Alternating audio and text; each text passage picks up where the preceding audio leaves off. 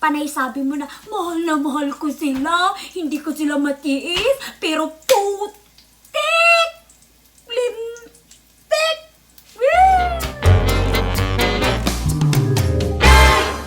Good morning mga Labidabs and welcome back to my channel. Dito na naman ang inyong chismosang kulot at today ay magchichismis na naman tayo. Yes!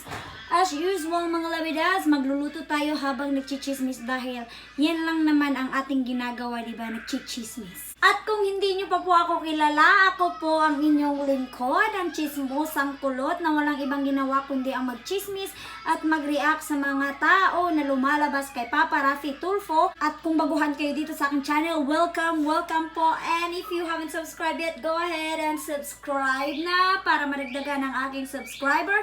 And if you like this video, also go ahead and give me a thumbs up para naman maging malakas ang lola nyo kay YouTube. So, yan na nga mga Labidabs. Alam ko na hinihintay nyo na mag-react ako tungkol sa isyong ito. At hindi ko rin naman mapigilan mga Labidabs na hindi ko ilabas ang aking saloobin at hindi mag-react tungkol sa bagay na ito kasi nakakairita, nakakainis, nakakagigil na hindi ko alam kung ano ang gagawin ko kung makita ko yung babae na yon. Anyway mga Labidabs, I'm just gonna try to relax. Kaya naman mga Labidabs, simulan na natin itong pagre-react natin.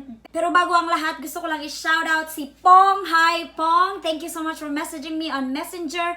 At talagang sinabi mo na please mag-react ka tungkol sa isyong ito kasi nakakairita yung ina. And yes mga Labidabs, it's super true. Alam niyo na siguro ang aking re-reactionan at ang aking pagchichismisan ngayon ay tungkol doon sa isang Chinese ba yun? may 4 na anak at ang babae ay nakipagrelasyon sa isang 18 anyos na lalaki. Putik mga Labidabs, putik. Unang-una sa lahat, girl! Itong babae na nakipagrelasyon sa 18 years old na lalaki. Diyos ko miss, unsa may mong nakaon? Anong nakain mo, girl? Grabe, di ko lubos maisip kung ano ang nasa kukote mo na pinagpalit mo yung 4 mo na anak dyan sa 18 anyos na lalaki na yan. Grabe, paiyak-iyak ka pa dun. Feeling ko naman yung iyak mo, wala naman talaga yung concern or wala naman talaga yung totoong emosyon na talagang naaawa ka sa mga anak mo. Pastilan mo, girl. Ako na nanonood, ako na hindi ko yun anak, ako na hindi ko karelasyon yung mga bata. Grabe yung awa ko, yung ramdam na ramdam ko talaga, yung nararamdaman nila. Pero ikaw, girl, grabe, yung babaeng yun. Isipin niyo ba namang natiis niya yung mga bata? Kaharap mo, sinabi ng mga bata na walang kain simula umaga sa tanghali, hindi pa sila kumakain. Hindi mo ba yan? Anong nasa isip mo? Wala ka na bang puso? Ganyan na ba talaga katigas ang puso mo? Ganun na ba talaga kalaki ang nagawa ng lalaki ng asawa mo na ganyan na lang? Gigigil ako mga Labidabs. Grabe! Lagay muna tayo ng oil mga Labidabs kasi alam niyo na nagluluto tayo. Hindi ko alam kung paano niya yun natiis. Hindi ko alam kung paano niya yun nakaya na umiyak lang doon na hindi man lang pinagbigyan ang kanyang 4 na anak na ang simpleng hiling lang naman ay mabuo sila ngayong Pasko. Sabihin niyo nga mga Labidabs, ako lang ba ang naiinis? Ako lang ba ang nanggagalaiti? Ako lang ba ang nanggigigil sa babaeng yun na kinaya niya na may special child pa siya? Grabe! May iyak-iyak ka pang nalalaman, at the end of the story, at the end sa show, hindi mo naman pinagbigyan. Panay sabi mo na mahal ko sila, hindi ko sila matiis, pero putik! Lintik! Ito pa, may pasabi-sabi pa siya na, Sir, concern po yung karelasyon ko kasi ganito, binigyan niya ng ano. Girl, 18 anyos pa yung lalaki, girl. Maghahanap yan ng kanyang makakasama na walang anak, na walang 4 na anak na hindi malaki yung butas ng ano-ano dyan. Kasi yan ay bata pa, girl.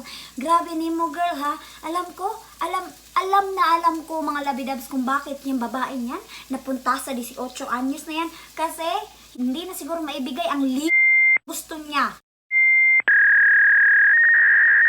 Pinagpalit mo yung 4 na anak mo dyan sa libog mo. Asan nilagay ang konsensya mo? Asan nilagay ang pagkaina mo? Girl, babae ako, mga Labidabs. Babae ako, ina ako, pero hindi ko lubos-lubos maisip.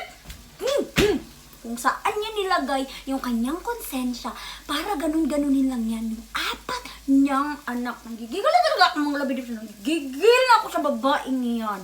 Sana mapanood mo to, girl, para malaman mo kung ano ang mali mo. Alam ko hindi lang ako ang galit sa iyo. Alam ko hindi lang ako ang nanggagalaiti sa iyo dahil marami kaming mga ina, girl. Maraming mga babae na nanood sa video ni Papa Rafi Tulfo at alam nila, girl, na ang hinahanap mo lang ay as in L-I-B-O-G. Libog. Libog na yung utok. Itakol naman natin yung patungkol sa lalaki. Dun sa hapon. Ayoko namang maging bias dito mga labidab at sabihin na kinuntra ko talaga ng bonggang-bonggang babae, which is sa side ko is yun ang nararamdaman ko dahil isa akong ina.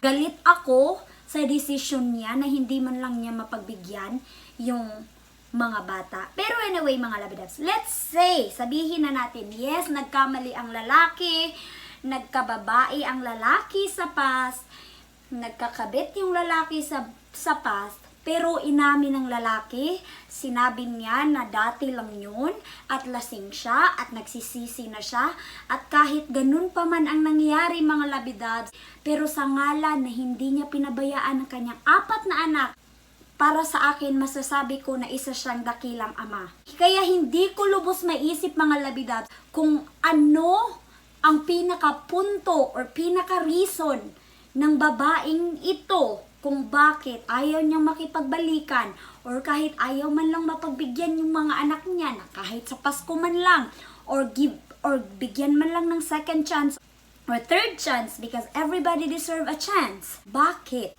Dahil ba hindi na maibigay ng lalaki ng asawa mo ang libog na kailangan mo? Di ko pa rin lubos maisip na yun lang yung reason mo. In a very famous show sa Pilipinas na ipakita mo na hindi ka na interesado sa mga anak mo at sinabi mo pa doon na mahal mo sila. Walang maniniwala sa'yo, girl. Alam mo kung bakit? Kasi sinabi mong mahal mo sila pero di mo sila pinagbigyan.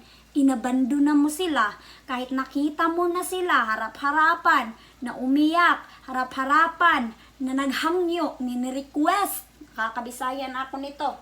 Na ma, please, umuwi ka. Gusto ko lang maging kumpleto tayo. Hindi mo pinagbigyan kasi inuna mo yung libog mo. Alam ko mga labidab, sinabi niya doon na hindi na daw siya babalik doon sa 18 years old kasi sabi niya mali daw yung ginagawa nila. Maniwala ka dong! Magti-30 na ako next year. Hindi mo na ako maluloko. Hindi mo na maluloko ang mga taong bayan. Hindi mo na maluloko ang netizens, day. You think we will believe na hindi ka nababalik doon sa lalaki? Yung mukha mo, paiyak-iyak ka pa. Kala mo totoo, hindi naman totoo yung pagmamahal na pinakita mo sa mga anak mo. Wala. X. Alam ko wala akong karapatan na murahin siya. Alam ko wala akong karapatan na sabihin lahat yung nasabi ko. Sabi ko na eh. Pero mga labidabs, as a human being, as tao, as ina, na sasaktan, na nakikita yon, of course, hindi ko maiwasan na mag-react ng ganon. And I know na hindi lang ako ang nakaramdam ng ganon. I think hindi deserve ng mga bata na iganon sila. And I think hindi deserve ng Japanese, yung lalaki, na tratuhin sila ng ganon, na abandonahin sila ng ganon together with the kid at may isang special child. Di man lang siya nahiya na pinapili yung mga anak niya at talagang pinili na sa ama. Ibig sabihin, ang ama ay isang mabuting ama. Hindi lang siya yung tao na dinidescribe nitong babae na nananakit, na nagkababae. There's something going on with this girl and I think yun yung bagay na hindi niya masabi. Ang gusto niya ay ang atensyon siguro ng isang bata. Of course, 18 years old. Sino ba naman ang 18 years old na hindi magbibigay sa iyo ng sobrang attention, especially kung ganun ang situation mo, di ba?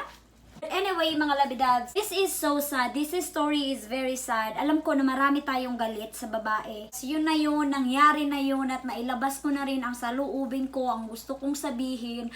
At alam ko na gusto nyo rin yang sabihin. Let's just pray, mga labidabs, na sana maging okay ang Pasko ng pamilyang ito at sana makapagtrabaho na rin yung yung lalaki, or I think it's better for them to go back to Japan and take these kids kasi alam natin na there will be a good future sa kanila dun sa Japan. But however, mga labidabs, the best thing that we can do for this is just to pray. And I know I always say that we don't have the right to bash someone, but I'm not bashing the lady or the mom.